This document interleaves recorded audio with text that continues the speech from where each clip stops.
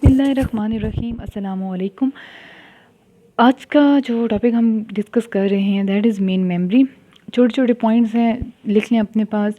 Main memory is also called working area of computer.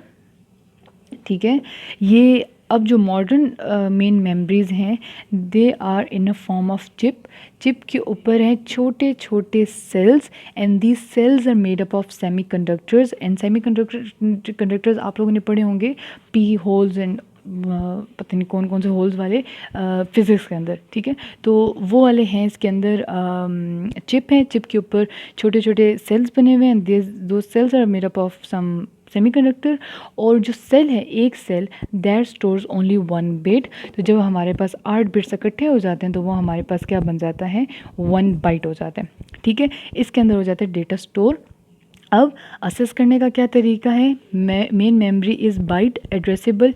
It means कि अगर आपको bite पता हो, एड्रेस पता हो, तो आप लोग इजीली उसको क्या कर सकते हैं, रिट्रीव कर सकते हैं, असेस कर सकते हैं। ठीक है, इतनी सी बात। आगे से जो इसकी टाइप्स हैं ना वो हम कर लेते हैं, those are very important actually. तो उसकी जो टाइप्स होती हैं ना आगे से हमारे पास, ये तो आपको पता होगा कि it is also called RAM, that is read only memory and is use to speed up the operation और फंक्शनैलिटी ऑफ कंप्यूटर। ओके, तो मेन मेमरी इज़ लाइक छोटी है साइज़ में as compare to secondary memory and बड़ी है size में as compare to cache memory. ठीक है, तो ये आपको ओवरव्यू मैंने दे दिया इसका। मेन मेमरी के अंदर हमारे पास 2 टाइप्स होती हैं और 2 टाइप्स का नाम मैं आपको बता देती हूँ, that is D RAM and the other one is S RAM. DRAM stands for Dynamic Random Access Memory and SRAM stands for Static Random Access Memory. Okay, Dynamic Random Access Memory and Static Random Access Memory. आसान सी बात है, जो dynamic है ना it needs charging to refresh. मतलब एक rechargeable battery समझ लें इसको। ठीक है, कि जब तक इसके अंदर चार्जिंग रहेगी डेटा ठीक रहेगा। इसके अंदर चार्जिंग जैसी कम होना शुरू होगी इसका डेटा भी थोड़ा थोड़ा लॉस होना शुरू हो जाएगा। अगर आप चाहते हैं कि ये बिल्कुल ठीक रहे, इसको बार बार रिफ़्रेश करें। कैसे रिफ़्रेश करें, इलेक्ट्रिसिटी से, यानी मतलब चार्जिंग करके इसकी। तो जब तक इसकी चार्जिंग होती रहेगी it will like go good, और जैसे इसकी चार्जिंग हो जाएगी डिम तो इसका डेटा हो जाएगा लॉस। तो इट मीन्स कि जब बार बार देखें, अब आप खुद बताएं, अगर आप अपने कंप्यूटर पे काम कर रहे हैं बार बार उसको बंद करके ऑन करें, रीस्टार्ट करें बार बार, या अपने मोबाइल फ़ोन्स को, तो ऑब्वियसली हम ये कहेंगे ना कि इसका काम क्या हो गया, हमारे पास स्लो हो गया। ऐसी ही बात है, हमें बार बार उसकी क्या करनी पड़ती है, चार्जिंग करनी पड़ती है। इसी तरह की हम बात करते हैं ना, तो बिल्कुल इसी तरह डी रैम जो है ना it is slower as compare to S RAM. जब हम बात करते हैं एस रैम की, अच्छा इसको हम डायनेमिक में यहाँ पे लिख देती हूँ, dynamic and this S stands for static. और स्टैटिक का मतलब ये होता है कि इसको बारी बारी रिचार्ज करने की ज़रूरत नहीं पड़ती।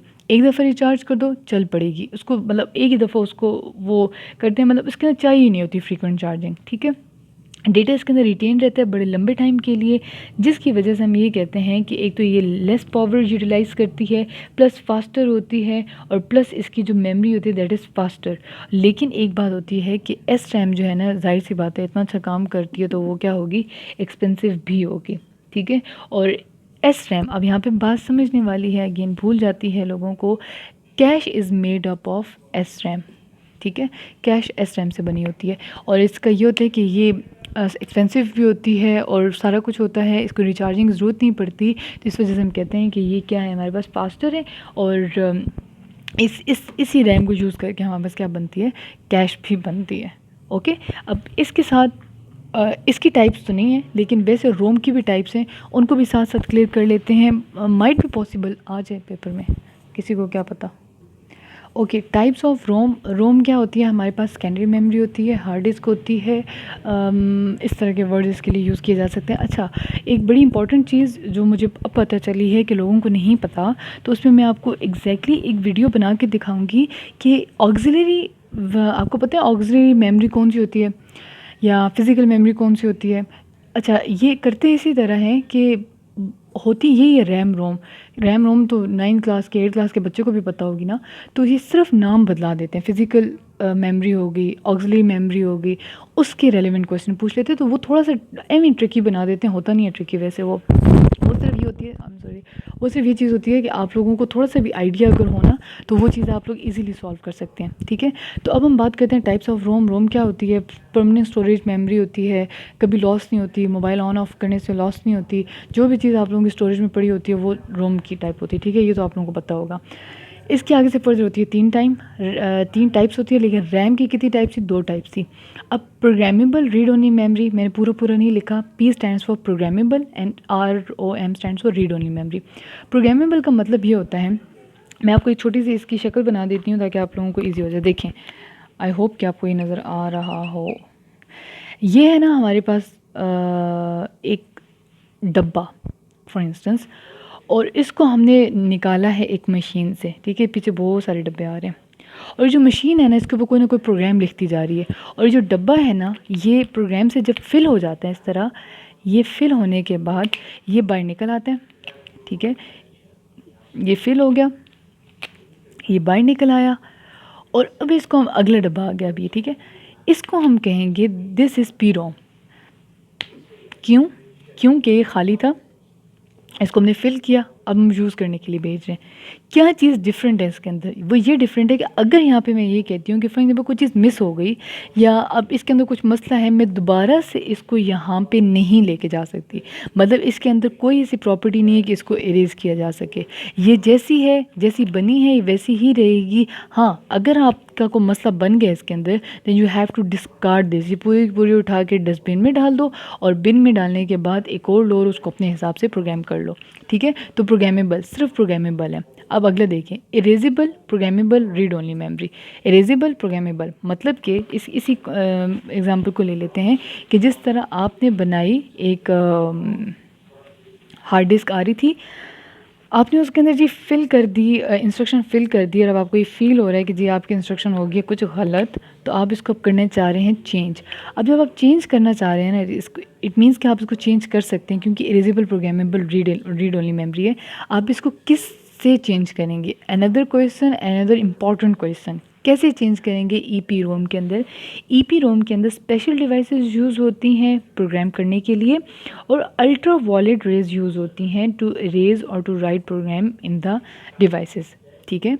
अल्ट्रा वायलेट रेज और स्पेशल डिवाइसेस, और जब इसको दोबारा करना तो अल्ट्रा वायलेट रेज यूज़ होती हैं, इस वजह से ये इंपॉर्टेंट है।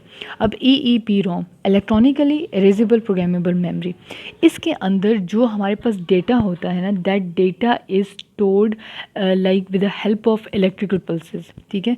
इलेक्ट्रिकल पल्सेस यूज़ करके इसके अंदर डेटा क्या होता है? स्टोर होता है, और इसको अगर आप लोगों ने इरेज करना हो तो वो भी इलेक्ट्रॉनिकली होता है, ठीक है। इलेक्ट्रॉनिकली ही इरेज होता है बस, और कोई तरीका नहीं स्पेशल डिवाइस से अल्ट्रा वायलेट रेज या नहीं, नो।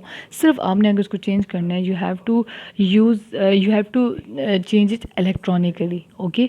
और ये वो टाइप हैं जो ज़्यादा यूज़ होती है, ये वो टाइप है जो बड़ी ईजी है टू मॉडिफाई, ये वो टाइप है जो एडवांस भी है, ठीक है। Because we use electronic signals to store the data and to erase the data also, ठीक है जी। तो ये हमारे पास टाइप्स ऑफ रोम भी इसके अंदर कवर हो गए, बेसिक टू एडवांस समझ लें, सारा हो गया इसके अंदर कवर। अब हम मूव करते हैं नेक्स्ट लेक्चर की तरफ। अल्लाह हाफिज़।